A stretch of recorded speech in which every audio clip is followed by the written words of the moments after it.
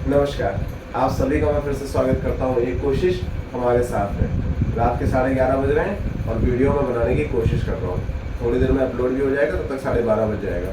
हो सकता है कुछ स्टूडेंट्स इसमें पढ़ाई कर रहे हो तो ये वीडियो देख लेंगे, और जो स्टूडेंट पढ़ाई नहीं कर रहे हैं, सो गए हैं किसी कारणवश, वो सुबह एग्जाम जाने से पहले इस वीडियो को देख सकते हैं। तो चलिए स्टार्ट करते हैं। आज मैंने जैसे कि आप लोगों से वादा किया था कि मैं सेकंड वीडियो में उस टाइप के क्वेश्चंस लाऊंगा जिसमें मैं थ्योरम का यूज़ करते हुए या फिर जो उसकी प्रॉपर्टीज़ हैं उसका यूज़ करते हुए मैं आपको बताऊंगा क्वेश्चन कैसे सॉल्व किया जाता है। यहाँ क्वेश्चन आपके सामने है कि हमारे पास गिवन है A B is equal to A C, A B is equal to A C. Second thing is given A P is equal to A Q, like this.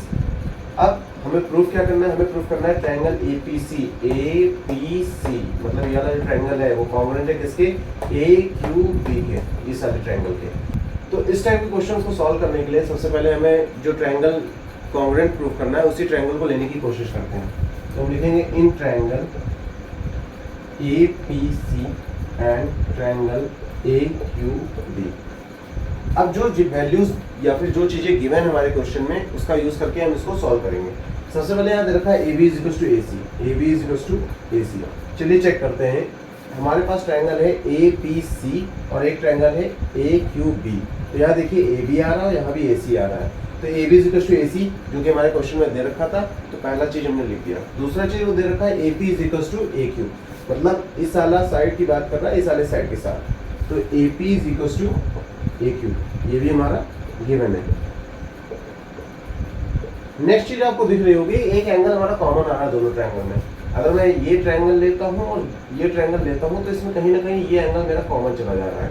तो angle A is equal to angle A, ये मेरा common angle हो गया। तो इस तरीके से मैं कह सकता हूं कि मेरा triangle A P C congruent है ट्रायंगल ए क्यू बी के। किस प्रोसेस से? एस ए एस से, साइड एंगल साइड से। अब सेकंड पार्ट, क्योंकि हमने फर्स्ट पार्ट सॉल्व कर लिया, सेकंड पार्ट क्या है? C P is equal to B Q.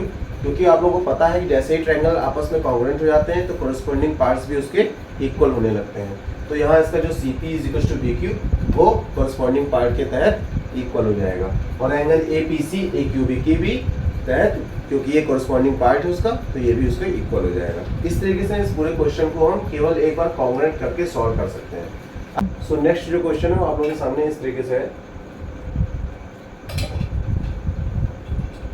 इस क्वेश्चन में भी हमें दो ट्रायंगल को कॉन्ग्रुएंट प्रूफ करना है।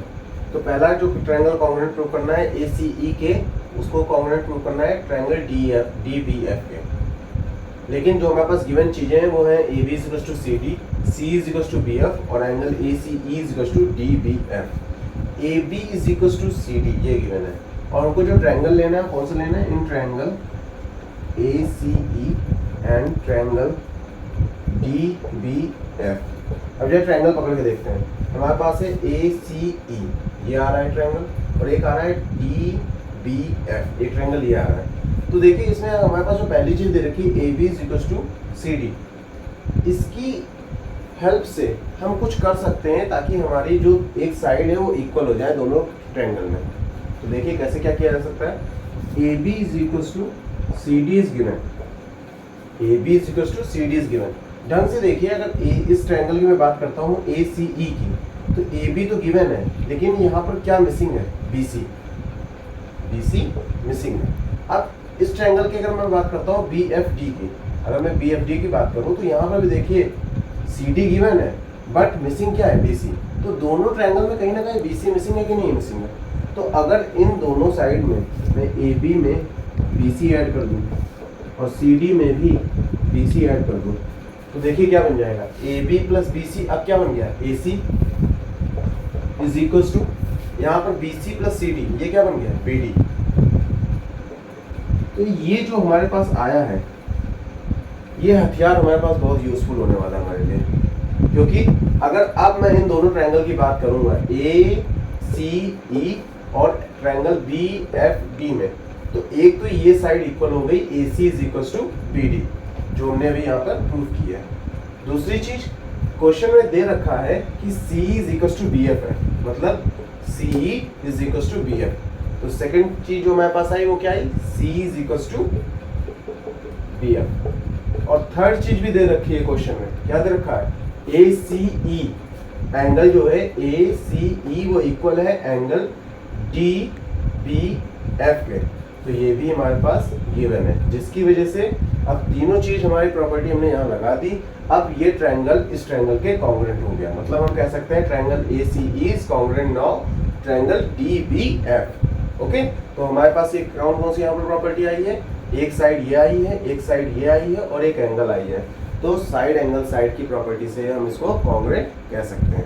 तो नेक्स्ट क्वेश्चन हमारे सामने जो है वो कुछ इस तरीके से है कि हमारे पास यहाँ एक फिगर दे रखा है जिसमें कह रहा है कि एंगल BCD जो है BCD याला एंगल इक्वल है ADC के। और सेकंड चीज जो कह रहा है एंगल BCA जो है, मतलब BCA this angle is equal to angle ADB। ये दोनों एंगल आपस में इक्वल है। तो हमसे कह रहा है प्रूव करिए कि ट्रायंगल ACD पूरा ये वाला जो ट्रायंगल है वो कॉन्ग्रुएंट है ट्रायंगल BCD के, इस पूरे ट्रायंगल। तो चलिए स्टार्ट करते हैं, जो कि कह रहा है उसी ट्रायंगल को हम उठाएंगे। In triangle ACD and triangle BDC। अब दोनों ट्रायंगल हमने उठा लिया, अब देखते हैं आगे क्या करना होगा। फिर से वही चीज हम देखेंगे क्या मेरे पास वो चीजें उस ट्रायंगल में मिल रही हैं जो मुझे चाहिए इक्वल करने के लिए। तो यहाँ जो क्वेश्चन में दे रखा है angle BCD is equal to angle ADC। तो एक चीज तो मिल जाएगी यहाँ पर, क्योंकि मैंने एक ट्रायंगल ये लिया है और एक ट्रायंगल ये लिया है, तो ये वाला एंगल इस एंगल के इक्वल दे रखा है। तो एक चीज तो क्लियर हो गई कि ये प्रॉपर्टी हम यूज कर सकते हैं। तो एक फर्स्ट पार्ट आप लोगों को क्लियर हो गया। मैं लिख नहीं रहा हूँ, मैं इनडायरेक्टली आप लोगों को बता रहा हूँ कि आप लोग इस चीज को दिमाग में बैठाते जाइए। हर चीज लिखी नहीं जाती, कुछ चीज दिमाग में भी रखी जाती है ताकि सोल्यूशन हमारे सामने क्वेश्चन देखते ही आ जाए। तो ये चीज दिमाग में रखिएगा कि एक चीज तो हम यहाँ पर दिखा सकते हैं। अब दूसरी चीज क्या हो सकती है उसको यहाँ देखिए। यहाँ पर अगर मैं दिखा हुआ है angle BCD is equal to angle ADC और यहाँ लिखा हुआ है angle BCA is equal to angle ADB। अगर मैं एंगल BCD में एंगल BCA ऐड करूं क्या होगा, पहले देख लीजिए। BCD यह एंगल है, BCD ये एंगल है, ठीक। अब इसमें कौन सा एंगल ऐड किया जा रहा है, BCA यह एंगल ऐड किया जा रहा है।